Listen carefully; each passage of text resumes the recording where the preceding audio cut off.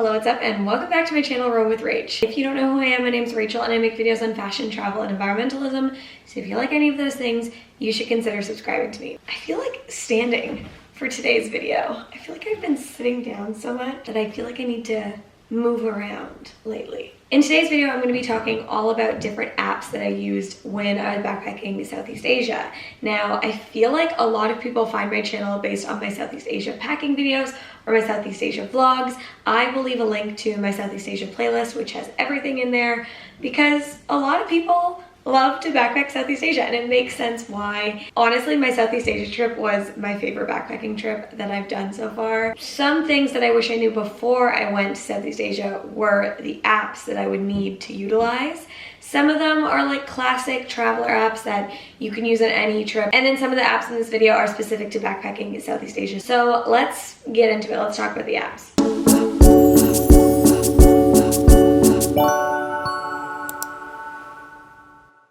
I've got my phone here. Does anyone, when they get a new cell phone case, like make it their whole personality? I'm like, this is my new personality right now. This bad boy right here. Okay, so the first app is going to feel like an obvious one, but it is Google Translate. If you don't know what Google Translate is, it's a translation app. It's just like what it sounds. So you can type things into Google. What I also really enjoyed on this trip specifically was utilizing the Google Lens. The Google Lens utilizes your camera and it can translate text that you see in real time into the language that you want it to be in. So for me, I was utilizing this on a lot of packages. One thing about Southeast Asia is that some of the soap packages, for example, are skin whitening products, and I didn't want to use skin whitening products. So I would look on a lot of soap packages with my Google Lens to make sure that I was doing the right thing or buying what I wanted to be buying. Just quick translation that you'll need day to day, especially for Southeast Asia. I feel like when I went to Central America, I started learning Spanish, and that helped me a lot. I feel like you need that basis of Spanish knowledge before you go backpacking Central America. But for Asia, there's so many different countries that you're visiting, and I think it'd be very challenging to master them all. So Google Translate was super helpful with communicating with people and just all the time. Google Translate and the Google Lens. The next app I used a lot was Get Your Guide. I feel like this is an app I use all the time traveling. Get Your Guide is an app where you can book different excursions and unique travel experiences. I like Get Your Guide because it's got a lot of like real-time honest reviews. Everything is done through the app, and then you get your ticket, like a QR code on the app for whatever excursion that you choose to do. I booked some of my excursions when I was in Southeast Asia through this app, and I found it really easy. This is of course when maybe you can't find an excursion at your hostel that you want to do, or you want to do a more unique experience. Get Your Guide is really good for that. It's also really good when you're doing research for a trip, because then you can figure out, okay, what are the popular things to do in this area. The next app I love to use on a lot of my trips that I go on, and it is Hostelworld, okay? Hostelworld is a website, but it also has an app now, and there's a lot of like really fun features on Hostelworld. If you're not familiar with Hostelworld, it's basically an app where it organizes a lot of popular hostels in whatever area you're going with. You can book everything on the Hostelworld site. You can make a Hostelworld account, which is what I do and what I have. I really like the super honest reviews. Again, just like with Get Your Guide, Hostelworld has reviews, and they're just very blatantly honest. The Hostelworld reviews are so raw and real from travelers who utilize Hostelworld, so it really gives you a good picture of what a hostel is like. Hostelworld has also come out with like new features that I've seen people utilizing when I meet them at hostels. I haven't used it yet myself, but there are features where there are group chats for the hostel that you're staying at. So you can join this group chat, and then maybe if you are not meeting people in your dorm room or you haven't met anyone around your hostel yet, you can simply post in the group chat and say, hey, does anyone want to go, you know, to this temple today? Hey, is anyone thinking about going out tonight? It's a really good way of utilizing technology to make friends. Honestly, I haven't had to use it yet because I am super outgoing, so I will just walk up to someone in my hostel and ask what they're doing and try to make a friend that way. But maybe if you're someone who's a little bit more reserved, this might be a good option for you, because you're able to just text in the group chat and see what everyone's up to. It's also good for making plans with people that you've already met, because then you can easily just message them in the group chat, hey, just so you know, we're all going to the bar tonight. Whoever wants to come you can make 4 friends and get people to join in. The next app is the currency app. Now, I use the currency app all the time. I really like that this app, you can use it offline. I met a girl when I was in Thailand who used it, and I was like, that is the smartest thing ever. When you're traveling from country to country so quickly, it's hard to get a gauge of what that price is in your own currency. I find if you're in a country for a while, you can kind of figure it out and connect it back, but this is really good for backpacking when you're switching countries so quickly. It is an app you can utilize offline, which is really helpful because not all the time you're gonna have data or Wi-Fi. But yeah, this currency app, and you can add in a bunch of different currencies, just really helpful. Really helpful to have. The next app, I feel like I always get people asking me how I take my cute photos when I'm traveling by myself. And Lens Buddy is the answer, okay? Lens Buddy is just basically an app that you can use to take photos. You can set like a self timer. You can set how many photos you want taken or how many photos you want each second. You can set a time limit. You can just have it go until you stop it. But Lens Buddy is really good because I'll set my Lens Buddy up with either a tripod or just in a space where I want to take a photo of myself, and it'll just snap photos for me. It's like when you ask a girl to take photos of you and the girls know to just keep snapping photo after photo, okay? And that's what Lens Buddy does. So it's like a girly pop when you don't have a girly pop. There's someone there to take a photo of you.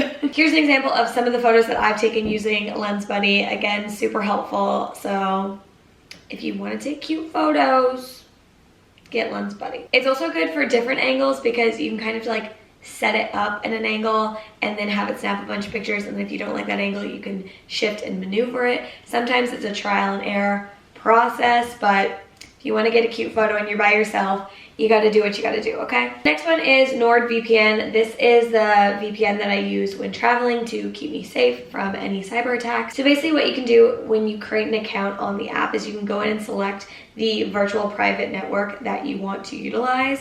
I usually just connect back to my home country, which is Canada. And then this way I know that I am safe when I'm browsing on public Wi-Fi networks, because sometimes when you're browsing on public Wi-Fi networks, you can be attacked by like cyber stalkers. So this kind of creates your own private network so that you're safe even when you're utilizing public Wi-Fi. I also find it really helpful when I'm traveling and I want to watch a show that's on like the Netflix back in Canada, but it's not on the Netflix where the country I'm currently traveling in. This is great because you are on your own little private network. You can just switch to Canada on the app and then it'll show you all Canadian stuff. Super helpful. I've never had any issues with it, and it's really good when you are jumping on different Wi-Fis all the time. The next app is called One2Go Asia. It is super useful. I literally booked all of my transportation to and from different cities through this app, whether that was ferries, buses, trains, everything I booked with 12Go Asia. You can book some things at your hostel, and sometimes that works out, sometimes it doesn't. But I just found paying that little bit extra on One2Go Asia, knowing that nothing was ever going to be wrong, like it was always going to work out. That satisfaction of knowing that security of knowing that, it was just very helpful. 100% recommended to book transportation within cities.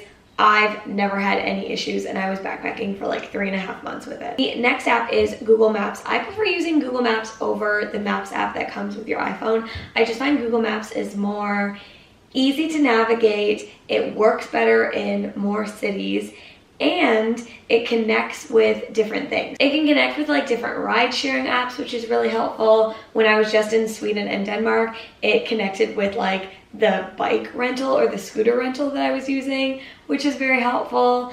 And so Google Maps is just, I think, the top dog in the map sharing apps, okay? Also, what I like to do in Google Maps is save certain things. So like places I want to go or places I want to visit, or a pin if I want to remember to like return back to this spot again. You can create little saved lists in Google Maps, which I find really helpful and really easy to send to other people. Like for example, let's say you're at this really good restaurant and you want to tell a friend about it. It's really easy to just save it in your list and then send to a friend.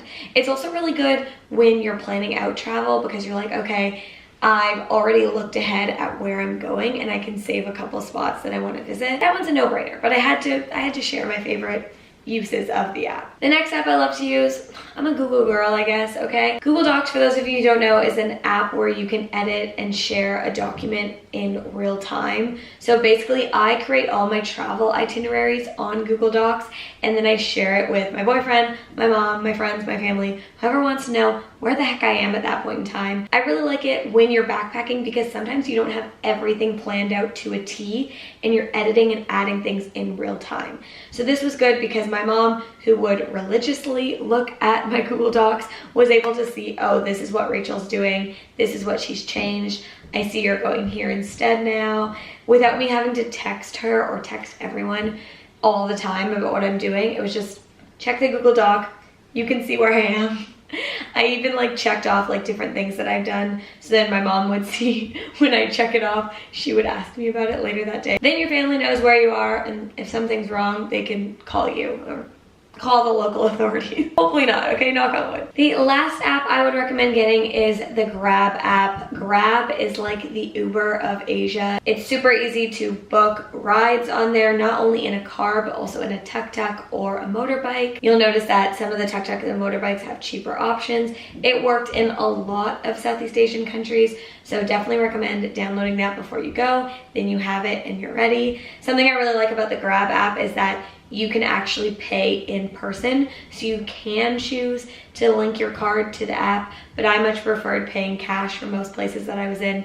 That way I could give them a little tip, and that way I didn't have to like hook my credit card up to another app. I feel like I have my credit card hooked up to so many apps, so it felt nice to just like use cash, because Southeast Asian countries are very cash-driven countries. There you have it, all of the apps that I would recommend you download before you go to Southeast Asia. These apps were so helpful. Thank goodness I live in a time where I can travel using my phone. I often think about people who went backpacking, our forefathers before us, okay? How the heck did they backpack without a cell phone? I don't know, I'm a total millennial, so like I need my phone. If you found this video helpful, please give it a thumbs up. It really helps me out, and consider subscribing to me. That is all your Roam with Rach of the day. I do post videos every single Sunday at 11 a.m. If you're planning to backpack Southeast Asia, make sure you check out my other Southeast Asia videos. I've made a Southeast Asia breakdown, I've made packing videos.